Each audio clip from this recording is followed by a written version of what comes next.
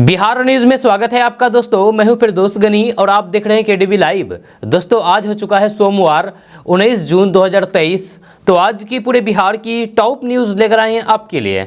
दोस्तों वीडियो शुरू करने से पहले आपको बता दें कि अगर आप नए आए हैं इस चैनल पर तो फिर चैनल को सब्सक्राइब करके बेल आइकन को प्रेस कर दीजिए और साथ ही वीडियो को लाइक कर दीजिए, अपने दोस्तों के साथ शेयर भी कीजिए। तो चलिए शुरू करते हैं आज की पूरे बिहार की top news.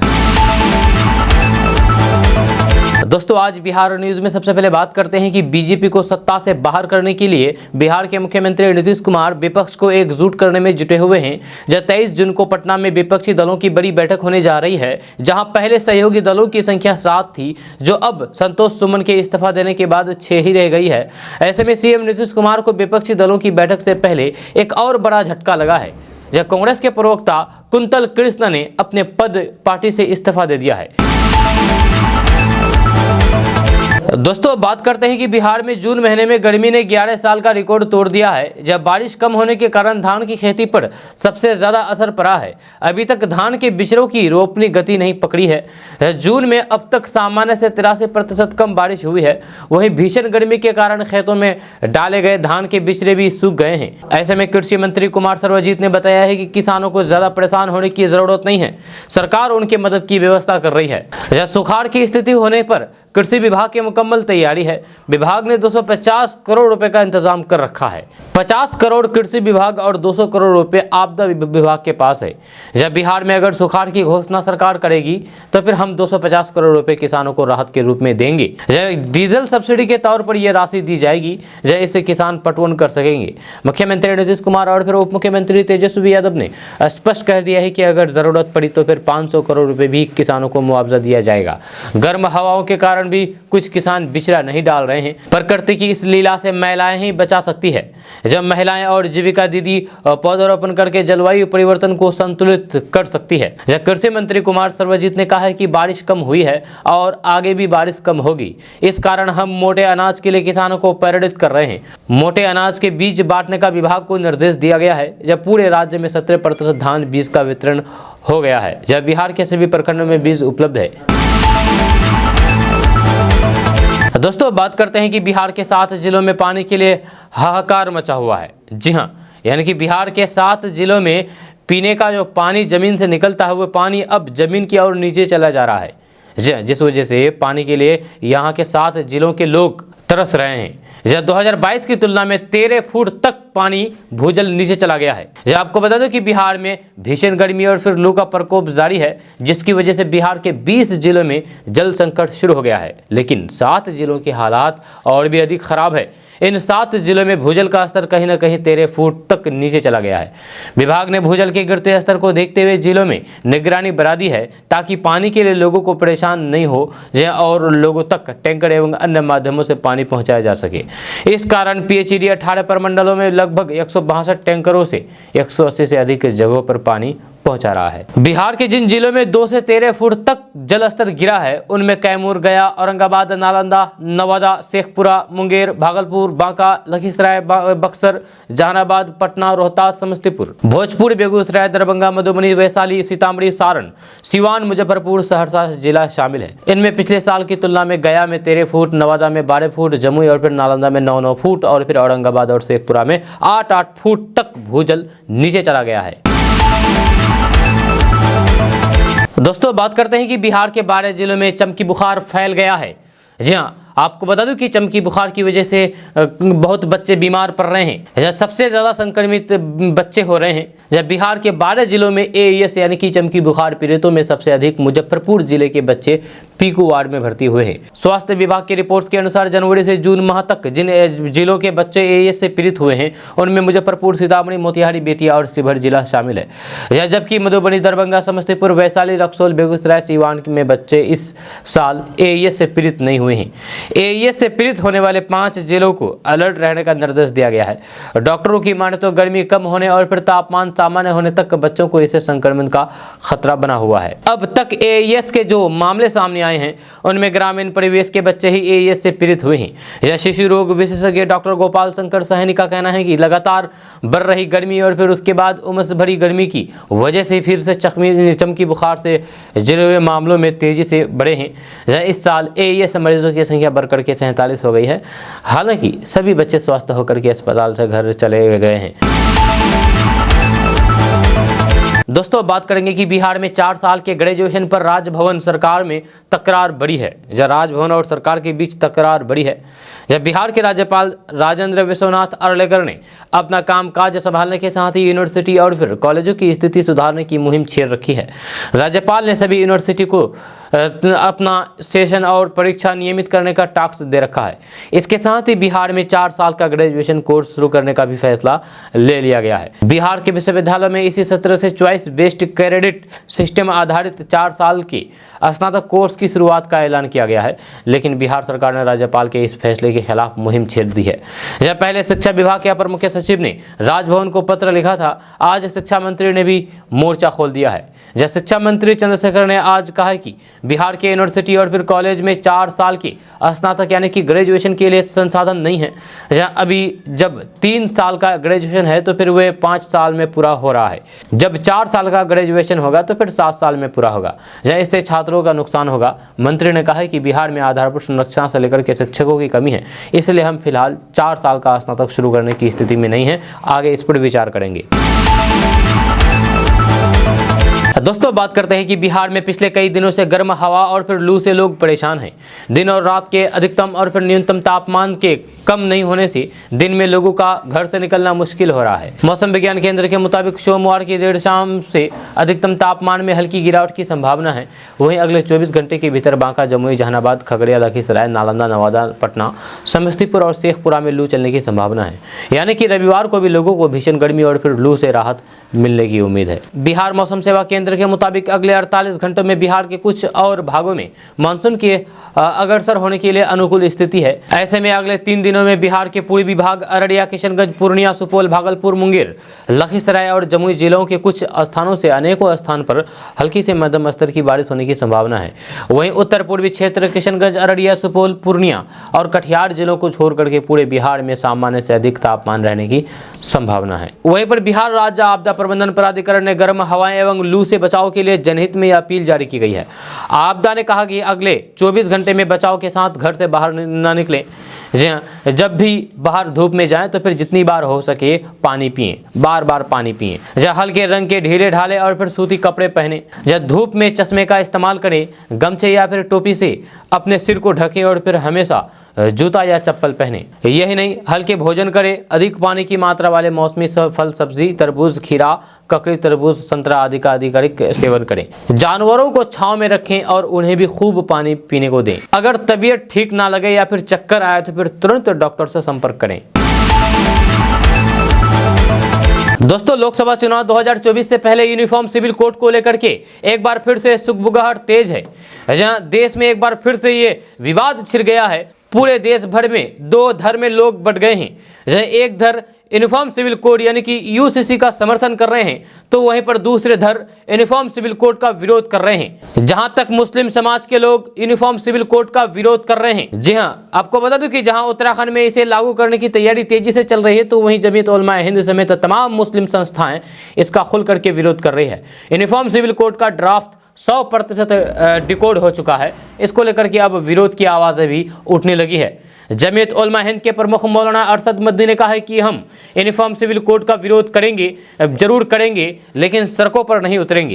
Uniform civil code का मकसद हिंदू मुसलमान में दूरी पैदा करना है और उनको अलग करना है। इसके साथ ही मौलाना अरशद मदनी ने सरकार पर हमला बोलते हुए कहा कि ये लोग बताना चाहते हैं कि जो काम देश की आज़ादी के बाद से मुसलमानों के खिलाफ किसी भी सरकार ने नहीं किया, हमने वो चोट मुसलमानों को लगा दी है। मौलाना अरशद मदनी ने कहा है कि यूनिफॉर्म सिविल कोड को लेकर के हम सड़कों पर नहीं उतरेंगे, क्योंकि अगर हम ऐसा करते हैं तो फिर हमारे खिलाफ जो लोग हैं वे अपने मकसद में कामयाब हो जाएंगे और हम ऐसा नहीं चाहते। सियासी पार्टियां भी इस कोड को लेकर के मान रही है कि ये सरकार का सियासी पहलू है, इसमें कोई हकीकत नहीं है। जब वही मुस्लिम राजनेता यूनिफॉर्म सिविल कोड के प्रस्ताव पर खुल करके विरोध जता रहे हैं। जब मुस्लिम समाज लोग यूनिफॉर्म सिविल कोड का खुल करके विरोध कर रहे हैं, वहीं पर समाजवादी पार्टी के नेता अबू आसिम आजमी और कांग्रेस नेता सलमान खुर्शीद इसे बीजेपी का एजेंडा बता रहे हैं। जब मुंबई के इस्लामिक स्कॉलर मौलाना दरियाबादी के मुताबिक 2024 के लोकसभा चुनाव से पहले यूनिफॉर्म सिविल कोड जैसे जज्बाती मुद्दों को उठा करके कुछ पार्टियां राजनीतिक फायदे चाह रही है। दोस्तों बात करते हैं कि भाजपा प्रदेश अध्यक्ष सम्राट चौधरी ने कहा है कि महागठबंधन 7 पार्टियों का गठबंधन है। उन्होंने भाजपा के काम के आधार पर कहा है कि साल 2024 के लोकसभा चुनाव में नीतीश कुमार की पार्टी का खाता नहीं खुलेगा। दावा किया गया है कि नीतीश की पार्टी का हाल 1995 के चुनाव जैसा होना तय है। एक सवाल के जवाब में कहा कि पूर्व मुख्यमंत्री जीतन राम मांझी की पार्टी की ओर से एनडीए में आने का कोई प्रस्ताव भाजपा को नहीं मिला है। जब रिपोर्टर ने पूछा है कि अटकलें लगाई जा रही है कि लोकसभा का चुनाव समय से पहले भी हो सकता है, तो फिर उन्होंने कहा है कि लोकसभा भंग करने की अनुशंसा का अधिकार पीएम के पास है। जो नेता ऐसा बयान दे रहे हैं, क्या उनकी पीएम या फिर चुनाव आयोग से बात हुई है? दोस्तों बात करते हैं कि देश में लोकसभा चुनाव 2024 से पहले सभी पार्टियां रणनीति बनाने में जोर शोर से जुट गई है।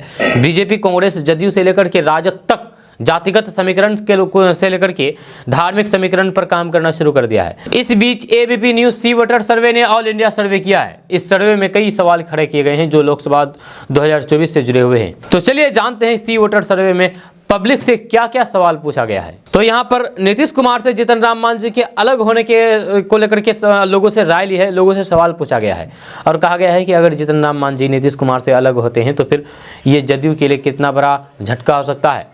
तो 43% लोगों ने माना है कि जदयू से मांझी का अलग होना नीतीश कुमार के लिए चुनाव में भारी पड़ सकता है। इस सर्वे में सवाल किया गया है कि सॉफ्ट हिंदुत्व की राह पर चलने से कांग्रेस को फायदा होगा या नुकसान। तो सर्वे में शामिल 43% लोगों ने कहा है कि कांग्रेस को इससे फायदा होगा, जबकि 36% लोगों का मानना है कि कांग्रेस को नुकसान होगा। वहीं 21% लोगों ने पता नहीं बताया है। वहीं पर सवाल किया गया है कि क्या केंद्र सरकार 2024 से पहले यूनिफॉर्म सिविल कोड यानी कि यूसीसी लागू करेगी। तो इस सवाल के जवाब में, यूनिफॉर्म सिविल कोड के सवाल के जवाब में सर्वे में शामिल 45% लोगों ने कहा हाँ में जवाब दिया है। वहीं 35% लोगों का मानना है कि केंद्र सरकार 24 से पहले इसे नहीं लागू करेगी और बाकी 20% लोगों ने इसका जवाब पता नहीं में बता दिया है। वहीं पर सवाल किया गया है कि क्या लोकसभा चुनाव 2024 समय से पहले हो सकता है, ये सवाल किया गया। तो इस सवाल के जो जवाब सामने आए हैं वो चौंकाने वाले आंकड़े हैं। जहाँ सर्वे में 33% लोगों ने कहा कि 2024 में होने वाले लोकसभा चुनाव इसके लिए निर्धारित समय से पहले हो सकता है। सबसे ज़्यादा 55% लोगों ने नहीं में जवाब दिया है। वहीं 12% लोगों ने कहा है कि इन्हें इस बारे में पता नहीं है। दोस्तों बात करते हैं कि पटना में बच्चों के लिए ओपन जिम पार्क बनेगा। बुजुर्ग भी इसमें कसरत कर सकेंगे। आपको बता दें कि बिहार सरकार बुजुर्गों के साथ साथ बच्चों के स्वास्थ्य को लेकर के काफ़ी चिंतित है। जब बच्चों के विकास के लिए सरकार के द्वारा बेहतरीन कदम उठाए जा रहे हैं। बताया जा रहा है कि अब सरकार पटना जिले में प्रत्येक पंचायत में बच्चों के खेलने के लिए ओपन जिम की व्यवस्था करेगी। या साथ ही खेलने के लिए पार्क बनाने की भी योजना है। या इसमें बच्चों के खेलने के साथ बुजुर्ग भी सुबह और शाम टहलेंगे। पंचायतों में यह काम पंचायत समिति को करना है। पंचायत समिति की ओर से सार्वजनिक जगहों की तलाश की जाएगी। ओपन जिम के लिए सामानों की खरीद जेम पोर्टल के माध्यम से करनी है। ये सारा काम 15वें वित्त आयोग की तरफ से किया जाएगा। ओपन जिम में बच्चों के लिए झूला, स्लाइडर, घूमने वाले लोहे की चक्री आदि लगाई जाएगी। पंचायतों में पंचायत सचिव, मुखिया सहित अन्य सदस्य की सहमति से इसकी खरीदारी जेम पोर्टल के माध्यम से होगी। दोस्तों बात करते हैं कि बिहार में 23 जून को विपक्षी दलों की बड़ी बैठक होने वाली है। इस बैठक में केंद्र की मोदी सरकार का विरोध करने वाली 18 पार्टियां शामिल होने वाली है। अब तक जो सूचना मिल रही है उसके अनुसार इस बैठक में तमिलनाडु के मुख्यमंत्री एम.के. स्टालिन शामिल नहीं होने वाले हैं। या उनकी किसी बातों को लेकर के नाराजगी है। ऐसे में अब जो जानकारी सामने आई है उसके अनुसार बिहार के मुख्यमंत्री नीतीश कुमार तमिलनाडु के मुख्यमंत्री एम.के. स्टालिन से मिलने जा रहे हैं। इसको लेकर के तारीख भी तय कर लिया गया है। दरअसल बिहार के मुख्यमंत्री नीतीश कुमार विपक्षी दलों को एकजुट करने की मुहिम में लगे हुए हैं। जहां उनकी इसी मुहिम का असर है कि 23 तारीख को पटना में विपक्षी दलों की बैठक होने वाली है। अब इसी बैठक में एम.के. स्टालिन को आने का न्योता देने के लिए बिहार के मुख्यमंत्री नीतीश कुमार 20 जून को तमिलनाडु जाने वाले हैं। नीतीश कुमार यहां 11 दिन रहने के बाद वापस 21 तारीख को पटना आ जाएंगे और 23 जून को आगे होने वाली बैठक में शामिल होंगे। दोस्तों बात करते हैं कि बिहार की पूर्णिया पुलिस को उस वक्त बड़ी कामयाबी मिली जब जिले के डगरवा थाना क्षेत्र में 2 अलग अलग जगहों पर छापेमारी के दौरान 2 तस्करों को गिरफ्तार किया गया है। 190 ग्राम इसमें के साथ कपड़ा दुकान के मालिक को पुलिस ने गिरफ्तार किया है। वहीं 11,940 लीटर विदेशी शराब के साथ एक शराब तस्कर को भी पकड़ा गया है। यह दोनों की गिरफ्तारी डगरवा थाना क्षेत्र के बाढ़ सोनी इलाके से हुई है। दरअसल पूर्णिया के आरक्षी अधीक्षक आमिर जावेद ने पिछले दिनों शराब और फिर स्मैक की तस्करी पर रोक लगाने के लिए पुलिस की एक टीम गठित की है। जब पुलिस की ये टीम बंगाल से पूर्णिया लाई जा रही विदेशी शराब और फिर इसकी तस्करी पर निगाहें रखी हुई है। शनिवार को इसी टीम को एक और कामयाबी मिली, जो जिले के डगरवा थाना के बाढ़ सोने के पास इसराइल क्लॉथ स्टोर के मालिक मोहम्मद इसराइल को 190 ग्राम स्मैक के साथ पुलिस ने गिरफ्तार किया है। दोस्तों बात करते हैं कि सीमांचल में गर्भपात के कारण किसी परसूता की जान नहीं जाएगी। इसके लिए सीमांचल में एक विशेष अभियान चलाया जा रहा है। जब पूर्णिया प्रक्षेत्र के आरपीएफ कैशर इकबाल ने बताया है कि अररिया, पूर्णिया, कटिहार और किशनगंज में सुरक्षित गर्भपात के लिए चिकित्सकों और फिर स्वास्थ्य कर्मियों को विशेष रूप से प्रशिक्षित किया जाएगा। जहां कटिहार, अररिया और किशनगंज के लिए जल्द ही प्रशिक्षण कार्यशाला शुरू किया जाएगा। कटिहार में सुरक्षित गर्भपात के लिए विशेष प्रशिक्षण 19 जून से शुरू किया जाएगा। पूर्णिया में आयोजित कार्यशाला में सदर अस्पताल के डॉक्टर तरन्नुम हिनान को 1 जुलाई तक और फिर नूतन 24 तक दिया जाएगा। मनिहारी अनुमंडल अस्पताल की डॉक्टर गुफराना शाहीन और उषा अतिरिक्त प्राथमिक स्वास्थ्य केंद्र अजरेल बलरामपुर के डॉक्टर विकास को 1 जुलाई तक और फिर पीएचसी बलरामपुर की जेएनएम रबीता को 19 जून से 24 जुलाई तक तथा एपीएचसी विनोदपुर कोरा में डॉक्टर अंकिता नेहा को 25 जुलाई से 7 अगस्त तक तथा जेएनएम पुरम द्वारा सीएचसी कोरा के 25 से 30 जुलाई तक प्रशिक्षण दिया जाएगा। आपको बता दो कि सीमांचल में पिछले एक साल में 1019 प्रसूताओं का गर्भपात कराया गया है। जब गर्भपात का मुख्य कारण कम समय में शादी या फिर कि एक बच्चा के जन्म के कुछ ही माह बाद गर्भधारण होता है। एक वर्ष में पूर्णिया जिले में 361, कटिहार जिले में 153, किशनगंज में 441 और अररिया में 64 प्रसूताओं का गर्भपात कराया गया है। दोस्तों बात करते हैं कि बिहार के अररिया जिले में स्कूली बच्चों को दिए जाने वाले मिड डे मील में सांप पाए जाने के मामले का अब खुलासा हो गया है। जैसे कि आपको पता है कि कुछ दिन पहले अररिया के एक स्कूल के मिड डे मील में सांप पाया गया था। जी हाँ, केडीवी लाइव भी इस खबर को प्रमुखता से उठाया था। इस मामले में पुलिस ने खुलासा कर लिया है। इस मामले में पुलिस ने रसोइया और फिर उसके पति को नामजद करते हुए प्राथमिकी दर्ज किया है। फिलहाल दोनों आरोपी फरार हैं, जिसकी गिरफ्तारी के लिए पुलिस छापेमारी कर रही है। तो बात करते हैं कि अररिया जिला के जोगबनी की अमोना मध्य विद्यालय में 27 मई को मिड डे मील में सांप पाए जाने का मामला सामने आया था, जिसमें करीब 100 बच्चे के बीमार होने की बात सामने आई थी। इस मामले की जाँच की गई, जिसमें कई बातें सामने आई। जाँच रिपोर्ट के अनुसार रसोइया मेहरुन निशा के पति मुर्तजा ने ही जानबूझकर के खाना में मरा हुआ सांप डाला था। जानबूझकर के सांप डाला था। रिपोर्ट्स के अनुसार अनुमंडल अस्पताल में इलाजरत छात्रों ने बताया था कि रसोई के पति ने ही विद्यालय परिसर में सांप लाया था। साथ ही जांच रिपोर्ट के अनुसार एनजीओ और फिर प्रधानाचार्य के बीच तालमेल अच्छे नहीं थे। इस वजह से जानबूझकर के ऐसा षड्यंत्र रचा गया था। फारबिसगंज एसडीओ सुरेंद्र कुमार ने बताया कि प्रशासनिक और फिर पुलिस अधिकारियों की जांच रिपोर्ट के बाद आरोपी रसोइया और मेहरुन निशा और उसके पति मुर्तजा के खिलाफ प्राथमिकी दर्ज की गई है। उन्होंने कहा कि सरकार की पीएम पोषण योजना को बदनाम करने की साजिश की गई है। दोषियों पर कानूनी कार्रवाई की जाएगी। वहीं जोगबनी थाना अध्यक्ष भगत लाल मंडल ने बताया है कि शिकायत मिलने पर मामला दर्ज कर लिया गया है। दोनों आरोपी फिलहाल फरार हैं। दोस्तों बात करते हैं कि केंद्रीय मंत्री नितिन गडकरी ने स्कूली सिलेबस से सावरकर के चैप्टर्स को हटाने पर नाराजगी जताई है। उन्होंने कहा है कि सावरकर एक समाज सुधारक और सच्चे देशभक्त थे। ये दुर्भाग्यपूर्ण है कि कर्नाटक में स्कूली पाठ्यक्रम से उनकी और आरएसएस के फाउंडर केबी हेडगेवार के चैप्टरों को हटाया जा रहा है। नितिन गडकरी ने शनिवार को नागपुर में एक कार्यक्रम के दौरान ये बातें कही है। आपको बता दें कि कर्नाटक की कांग्रेस सरकार ने हाल ही में स्कूली सिलेबस से सावरकर और हेडगेवार से रिलेटेड चैप्टर्स हटा दिए थे। केंद्रीय मंत्री ने वीर सावरकर किताब के विमोचन के दौरान कहा कि देश के लिए सब कुछ दांव पर लगाने वाले सावरकर और उनके परिवार को ना जाने क्या क्या अपमान सहना पड़ा। ये देश का दुर्भाग्यपूर्ण है, दुर्भाग्य है। इससे दर्दनाक कुछ भी नहीं हो सकता है। उन्होंने कहा कि सावरकर एक समाज सुधारक थे और वे हमारे लिए एक आइडियल हैं। जब वे देशभक्त थे, स्कूली पाठ्यक्रम से उनके सिलेबस को हटाया जा रहा है। ये दुर्भाग्यपूर्ण है। इससे बुरा और कुछ नहीं हो सकता है। नितिन गडकरी ने कहा कि सावरकर और विवेकानंद द्वारा प्रचारित भारतीय और फिर हिंदू संस्कृति एक ही थे। उन्होंने कहा कि युवा पीढ़ी को उनकी विचारधारा से अवगत कराया जाना चाहिए।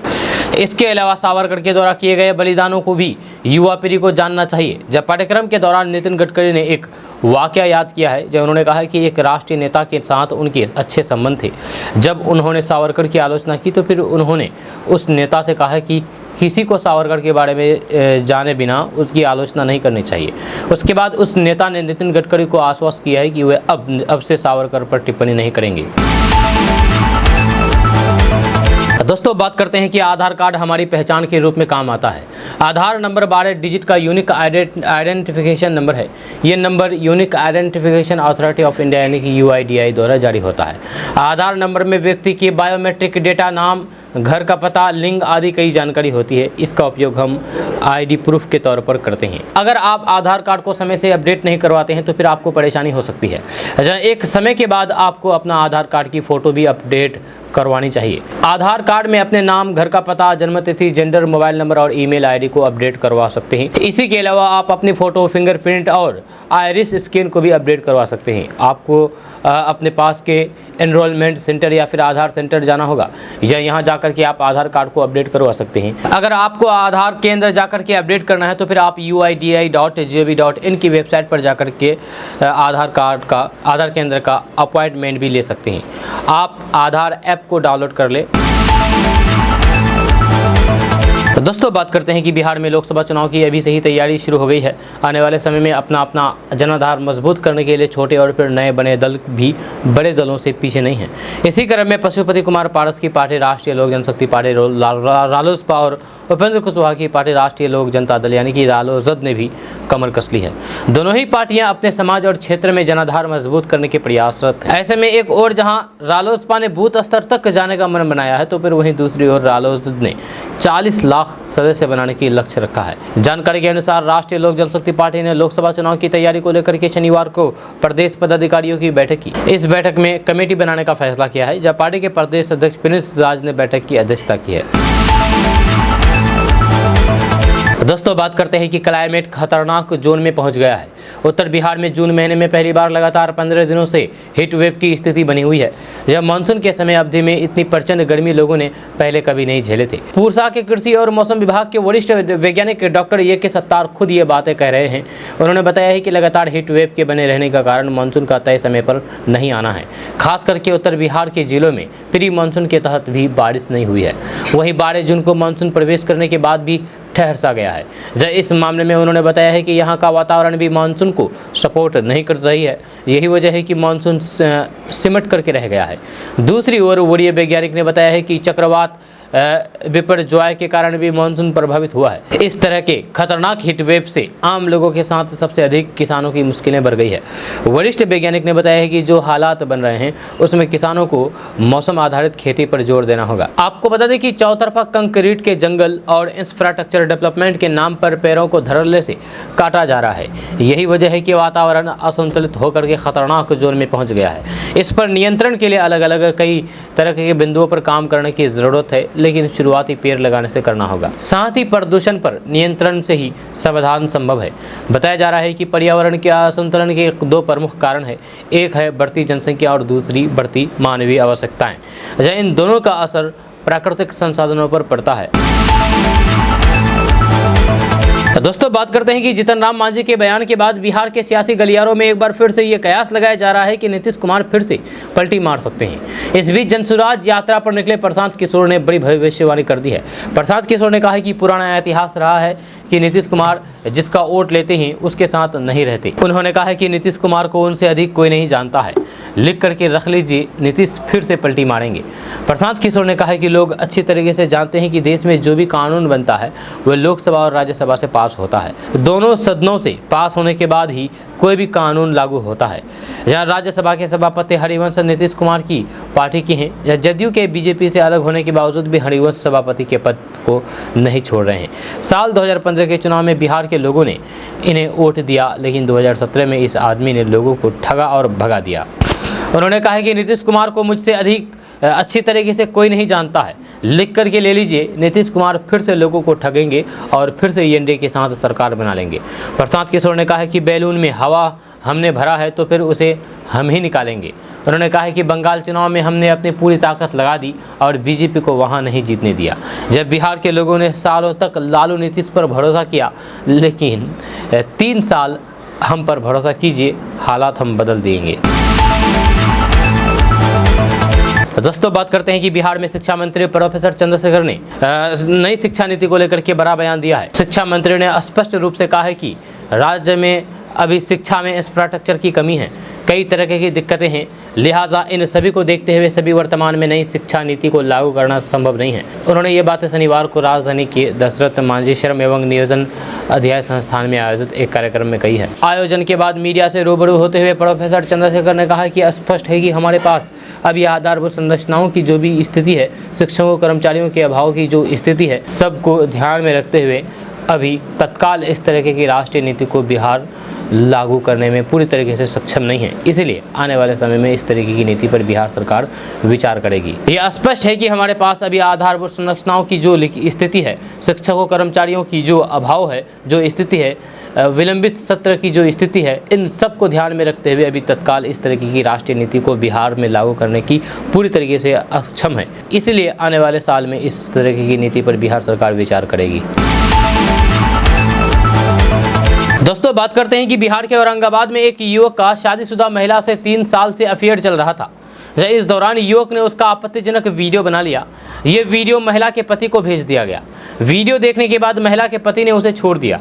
अब महिला वीडियो भेजने वाले युवक पर शादी का दबाव बना रही है, जब वहीं युवक ने शादी से इनकार कर दिया। इस मामले को लेकर के महिला शुक्रवार को युवक को घसीट करके औरंगाबाद कोर्ट पहुंची, जहां दोनों के बीच हाई वोल्टेज ड्रामा होता रहा। दरअसल ये मामला नबीनगर और फिर अंबा प्रखंड से जुड़ा हुआ है। नबीनगर थाना क्षेत्र के महोली गांव की 25 वर्षीय युवती नरहर अंबा निवासी 26 वर्षीय अरुण कुमार के साथ एक्स्ट्रा मैरिट रिलेशन थी। दोनों के बीच 3 साल तक अफेयर चला। इसी बीच युवक ने प्रेमिका का आपत्तिजनक वीडियो बना लिया। युवक ने यह वीडियो प्रेमिका के पति और देवर को भेज दिया। वीडियो वायरल होते ही हंगामा मच गया। प्रेमिका का पति उसे छोड़ करके चला गया। जहां उसके बाद महिला अकेली हो गई, जहां अब वह युवक पर शादी का दबाव बना रही है। पति ने जब छोड़ दिया तो फिर प्रेमिका युवक को घसीट करके शादी के लिए औरंगाबाद कोर्ट लेकर के पहुंची, जहां कोर्ट में वकील ने दोनों की शादी के दस्तावेज तैयार किए।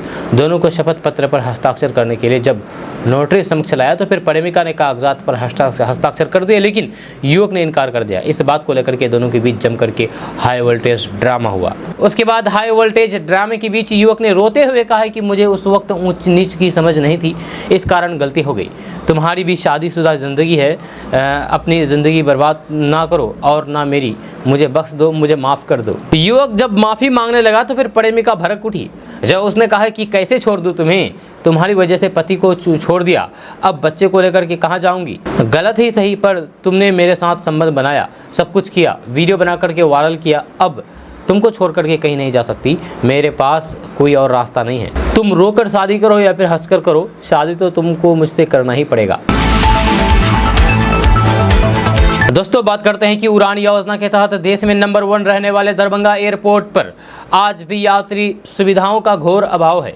जहाँ किराया भले ही आसमान पर है, लेकिन बिहार के दरभंगा हवाई अड्डे पर यात्रियों को बैठने के लिए प्लास्टिक की कुर्सियां दी जा रही है। जी हाँ, उसी चेयर पर खुले में बैठ करके आपको अपनी फ्लाइट के लिए इंतजार करना है। जी हाँ, अब इसको लेकर के बिहार सरकार के मंत्री ने सवाल किया है और बताया है कि एयरपोर्ट के डायरेक्टर गलत जानकारी दे रहे हैं। जहाँ बिहार के जल संसाधन मंत्री संजय झा ने ट्वीट करके कहा था कि दरभंगा एयरपोर्ट पर यात्रियों की बैठने के लिए प्लास्टिक की कुर्सियां लगी है, तो फिर इसकी सफाई देते हुए एयरपोर्ट के डायरेक्टर ने कहा था कि कुर्सियां बदल दी गई है। इस बीच शुक्रवार को फिर से बेनीपुरी के जदयू विधायक विनय कुमार चौधरी ने प्लास्टिक की कुर्सियों के साथ सेल्फी ले ली, जहां उन्होंने कहा कि एयरपोर्ट के डायरेक्टर ने लोगों को गलत जानकारी दी है। जब बेनीपुरी से जदयू विधायक विनय कुमार चौधरी ने ट्वीट करते हुए फोटो भी शेयर किया है। उन्होंने कहा है कि आज भी प्लास्टिक की कुर्सियां दरभंगा एयरपोर्ट पर आपका स्वागत करती है। इस एयरपोर्ट को 2018 केंद्र सरकार की उड़ान योजना के तहत चालू किया गया था। यहाँ का हवाई अड्डा प्राधिकरण यूजर से डेवलपमेंट फीस लेता है, फिर भी यात्री सुविधा की कमी है। दोस्तों बात करते हैं कि बिहार के लिए बड़ी खुशखबरी है। जी हां, नई दिल्ली के विज्ञान भवन में आयोजित राष्ट्रीय जल पुरस्कार समारोह में बिहार को सर्वश्रेष्ठ राज्यों की श्रेणी में तृतीय पुरस्कार प्रदान किया है। जब भारत के उपराष्ट्रपति जगदीप धनखड़ और केंद्रीय जल शक्ति मंत्री भारत सरकार गजेंद्र सिंह शेखावत ने चतुर्थ राष्ट्रीय जल पुरस्कार के सभी विजेताओं को सम्मानित किया है। जब बिहार की तरफ से ग्रामीण विकास विभाग के सचिव डॉक्टर एन श्रवण कुमार और फिर जल जीवन हरियाली मिशन के निदेशक राहुल कुमार ने ये प्रतिष्ठित पुरस्कार ग्रहण किया है। राज्य सरकार की महत्वाकांक्षी परियोजना जल जीवन हरियाली अभियान के अंतर्गत कराए जा रहे वृत्त प्रयासों के फलस्वरूप राज्य को ये महत्वपूर्ण उपलब्धि हासिल हुई है। आपको बता दें कि मुख्यमंत्री नीतीश कुमार द्वारा दिनांक 2 अक्टूबर 2019 को जल जीवन हरियाली अभियान की शुरुआत की थी, जिसका उद्देश्य जलवायु परिवर्तन के दुष्प्रभाव को कम करना और पर्यावरण संरक्षण है। दोस्तों बात करते हैं कि नेहरू म्यूजियम का नाम बदल करके prime minister museum and library society कर दिया गया है, जिसको लेकर के सियासत शुरू हो गई है। बीजेपी पर कांग्रेस ने देश के इतिहास को बदलने का आरोप लगाया है। वहीं भारतीय जनता पार्टी के बिहार विधान परिषद के सदस्य नवल किशोर यादव ने जवाब देते हुए कहा कि इसमें दिक्कत क्या है, सिर्फ नेहरू जी का नाम था, अब प्राइम मिनिस्टर नाम कर दिया गया है। कांग्रेस सिर्फ राहुल गांधी, इंदिरा गांधी, राजीव गांधी तक सीमित करके रह गई है, सिर्फ अपने नेताओं के नाम को आगे करती है। ऐसे में किसी भी तरीके से कोई भी बुराई उन्हें नजर नहीं आती है। वहीं बिहार के कई शहरों के नाम बदले जाएंगे, इसको लेकर भी उन्होंने कहा है कि समय के साथ सब कुछ बदलता है। नीतीश कुमार ने भी बेली रोड का नाम बदल करके नेहरू पथ कर दिया है। या दूसरी तरफ जदयू प्रवक्ता हेमराज राम ने पलटवार करते हुए कहा कि नाम बदलने से अगर गरीबी मिट जाए, शहरों के नाम बदलने से उस शहर के लोगों को रोजगार मिल जाए तो फिर कोई बड़ी बात नहीं है, कोई बुरी बात नहीं है। सिर्फ नाम बदलने की राजनीति भारतीय जनता पार्टी के लोग करते हैं। वहीं बिहार शरीफ का नाम बदले जाने वाले बयान को लेकर के उन्होंने कहा कि मुख्यमंत्री नीतीश कुमार ने अनेकों योजनाओं को बिहार शरीफ के अंदर शुरू किया है। दोस्तों बात करते हैं कि बिहार को पूर्व डिप्टी सीएम और बीजेपी के राज्यसभा सांसद सुशील कुमार मोदी ने एक बार फिर से सीएम नीतीश कुमार पर विपक्षी एकजुटता को लेकर के हमला बोला है। सुशील कुमार मोदी ने कहा है कि विपक्षी एकता के नाम पर भ्रष्टाचार में डूबे वंशवादी दलों की बैठक बुलाई गई है। ये सभी दल केवल अपनी अपनी दुकान बचाने के लिए एक साथ दिख रहे हैं। उन्होंने कहा है कि इस जुटान का ना देशभक्ति, लोकतंत्र, विकास से कोई वास्ता है और न ही इसमें कोई दल अपने प्रभाव वाले राज्यों में दूसरे गैर भाजपा दल के साथ मिलाने को तैयार हैं। सुशील कुमार मोदी ने कहा है कि जिन दलों ने इसमें भाग लेने की सहमति दी है उसमें कांग्रेस, राजद, सपा, टीएमसी, भाकपा, झामुमो, दरमुख सहित दर्जन भर पार्टियां ऐसी हैं जिनका नेतृत्व किसी एक परिवार के हाथ में है, जिनके बड़े नेता भ्रष्टाचार के मामले में जेल या फिर बेल के बीच झूल रहे हैं। उन्होंने कहा कि राजद प्रमुख लालू प्रसाद यादव चारा घोटाले से सभी मामलों में सजा याफ्ता होकर के जमानत पर हैं। जब राजद में दूसरी पीढ़ी के नेता नौकरी के बदले जमीन मामले में कभी भी जेल जा सकते हैं। दोस्तों बात करते हैं कि बीजेपी विधायक राजू कुमार सिंह की मुश्किलें बढ़ गई है जब पुलिस ने घर पर नोटिस चिपका दिया है। जब गिरफ्तारी के डर से फरार मुजफ्फरपुर साहिबगंज के बीजेपी विधायक राजू कुमार सिंह की मुश्किलें बढ़ गई है। आरजेडी नेता तुलसी राय के किडनैपिंग केस में बीजेपी नेता की जमकर के बेइज्जती हो रही है। जब पुलिस ने शुक्रवार को उनके घर पर बैंड बाजे के साथ नोटिस चपसा किया और कहा कि अगर राजू सिंह कोर्ट या फिर पुलिस के समक्ष सरेंडर नहीं करते हैं तो फिर उनकी कुर्की जब्ती कर ली जाएगी। पारो के पूर्व सीईओ के साथ दुर्व्यवहार, आरजेडी नेता तुलसी राय को अगवा करने, मारपीट करने के मामले में राजू फरार चल रहे हैं। जब पुलिस राजू सिंह की गिरफ्तारी के लिए लगातार छापेमारी कर रही है। जब इससे पहले बीजेपी विधायक की गिरफ्तारी के लिए मुजफ्फरपुर से लेकर के पटना तक कई छापेमारी हो चुकी है। विधायक के पटना में स्थित सरकारी आवास मुजफ्फरपुर में स्थित उनके पैतृक घर पर पुलिस ने छापेमारी की थी। छापेमारी के दौरान 2 लग्जरी कार हथियार भी पुलिस ने जब्त किया था। इस मामले में कोर्ट से भी राजू सिंह को राहत नहीं मिली है। दोस्तों बात करते हैं कि बिहार में गर्मी का प्रकोप इस कदर हो गई है कि 22 जिलों की 37 नदियां सूख गई है। जब नालंदा जिले के हालात सबसे ज्यादा खराब है। जब बिहार की नदियां का हाल बेहद बुरा है। गर्मी के प्रकोप और बारिश के अभाव में 37 नदियां पूरी तरीके से सूख चुकी है। यही नहीं, 18 नदियों का हाल यह है कि उनका पानी मापने योग्य नहीं है। मौसम की ये स्थिति रही तो फिर महज कुछ दिनों में ही इन नदियों से भी पानी पूरी तरीके से गायब हो जाएगा। जहाँ ऐसा पहली बार है जब 55 नदियाँ इस कदर गंभीर संकट में आ गई है। विशेषज्ञों का मानना है कि हालात और बदतर हो सकते हैं। जब बिहार में नदियों के सूखने की शुरुआत तो फरवरी महीने से ही हो गई थी। अप्रैल तक बिहार की 22 नदियां सूख चुकी थी, जबकि 20 नदियों का पानी ठहर गया था। ये क्रम लगातार बढ़ता गया।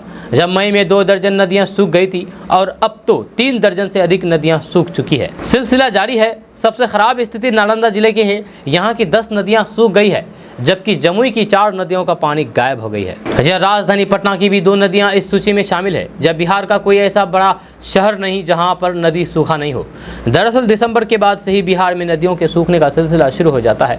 ये अगले साल मई तक चलता है। जून के बाद नदियों में पानी आना शुरू हो जाता है, लेकिन इस बार स्थिति अधिक गंभीर है। मानसून के कारण 15 जून के पहले नदियों के बढ़ने का सिलसिला शुरू हो जाता है। पर इस बार ऐसी स्थिति नहीं है। अब आप सोच रहे होंगे कि आखिर ऐसा नदियों के साथ क्यों हो रहा है, क्यों नदियों का पानी सूख जा रहा है। आपको बता दें कि बारिश कम होने और अनियमित होने से भूजल का स्तर नीचे जा रहा है, इससे ज़मीन को रिचार्ज होने का अवसर नहीं मिलता है। इससे नदियों का जलस्तर भी प्रभावित हो रहा है, उनका पानी भी नीचे जा रहा है। इसके अलावा इन नदियों के पानी की जो स्रोत हैं वे खुद संकट में फंसे हैं, वहाँ से इन नदियों को पानी नहीं मिल रहा है। दोस्तों, बात करते हैं कि बिहार के मुख्यमंत्री नीतीश कुमार की सरकार हर मोर्चे पर फेल है। नीतीश कुमार पीएम बनने के लिए मुंगेरी लाल के हसीन सपने देख रहे हैं। बिहार का महागठबंधन नहीं संभल रहा है और अब देश में गठबंधन बनाने चले हैं। ये बातें मैं नहीं बल्कि भाजपा के वरिष्ठ नेता गिरिराज सिंह ने कही है। दोस्तों, बात करते हैं कि प्रधानमंत्री विद्या स्कीम के तहत शिक्षा विभाग देश भर में 200 टीवी चैनल लॉन्च करने जा रही है। इस स्कीम के तहत सीबीएसई को भी एक टीवी चैनल दिया गया है। इसके जरिए कक्षा 1 से 12वीं तक के विद्यार्थी घर बैठे ही पाठ्यक्रम से जुड़े विभिन्न टॉपिक को समझ सकेंगे। इसके साथ ही टीवी चैनल के जरिए शिक्षकों के लिए ट्रेनिंग प्रोग्राम भी आयोजित की जाएगी। इसमें नई शिक्षा नीति को लागू करने के लिए बुनियादी ज़रूरतों के बारे में भी स्कूल प्रबंधकों को जानकारी दी जाएगी। ये जानकारी शनिवार को सीबीएसई के ट्रेनिंग डायरेक्टर श्रीराम शर्मा ने दी है। उन्होंने कहा है कि TV channel beta run mode में है। अगले माह में से विद्यार्थी चैनल के माध्यम से लाभ उठा सकेंगे, यानी कि चैनल के माध्यम से पढ़ सकते हैं। उन्होंने कहा है कि जिन शिक्षकों को ई कंटेंट डेवलप करने या फिर पाठ्यक्रम से जुड़े टॉपिक को समझाने के लिए प्रोग्राम में हिस्सा लेने का अवसर मिलेगा, इसके साथ ही इच्छुक शिक्षक सीईओ के माध्यम से जुड़ करके ट्रेनिंग भी प्राप्त कर सकते हैं। श्रीराम शर्मा ने बताया है कि सीबीएसई की ओर से रायबरेली में एडवांस सेंटर भी तैयार किया गया है, जहां स्कूली शिक्षकों को आवासीय प्रशिक्षण दिया जाएगा। दोस्तों, आज का न्यूज़ बस यहाँ तक। कैसा लगा नीचे कमेंट बॉक्स में कमेंट करके ज़रूर बताइएगा। अगर आप नए आए हैं इस चैनल पर तो फिर चैनल को सब्सक्राइब करके बेल आइकन को प्रेस कर दीजिए और साथ ही वीडियो को लाइक कर दीजिए, अपने दोस्तों के साथ शेयर भी कीजिए। तो चलिए मिलते हैं फिर नेक्स्ट वीडियो के साथ, तब तक के लिए जय हिंद, जय बिहार।